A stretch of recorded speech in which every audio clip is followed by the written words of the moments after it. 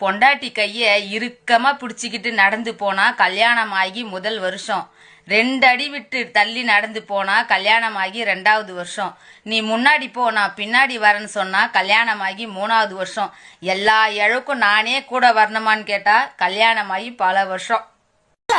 இங்க பாருங்க, நான் லவ் நல்லதுன்னு பேச வந்திருக்கேன். சரி. காதல்னா என்ன தெரியுமா? என்னது? காதல்ங்கிறது ஒரு சுகமான வழி. சுகமான வழி இல்ல, அது சுடுகாட்டுக்கு போற வழி. ஜவுரி முடியெல்லாம் நாங்க ஒண்ணு ஆசைக்காக வைக்கிறது இல்ல. அப்புறம் எதுக்காக வைக்கிற? ஒரு காலத்துல புருஷங்களுக்கு கோவம் வந்தா கையில அடிச்சாங்க, கால்ல அடிச்சாங்க. இப்ப ஆவுனா பூரா பயில தலைய புடிச்சே அடிக்கிறாங்க. தலையில கை வைக்கும் போது உங்களுக்கு எதுக்கு கஷ்டம்? இந்தாடா மாப்பிள்ளன்னு கையில எடுத்து கொடுத்துட்டு நாங்க போட போயிட்டே இருப்போம். ஏமா எங்கம்மா வீட்டு வர்ற? அந்த ஆளை பத்தி என்கிட்ட கேட்காதீங்க. ஏமா உன் புருஷனை வாண்ட கேட்கறது அப்புறம் யார்ட்ட கேட்கறது? வேலைக்கு வரேன்னு சொல்லிட்டு இருந்தாருமா, அதான் தேடி வந்திருக்கேன். அவரும் நானும் பிரிஞ்சிட்டோம். அவர் எங்க இருக்காரு எனக்கு தெரியாது. பிரிஞ்சுட்டீங்களா? ஏமா நேற்று வரைக்கும் ஒரே தட்டுல சாப்பிட்டீங்க, அப்புறம் எப்படி பிரிஞ்சிங்க?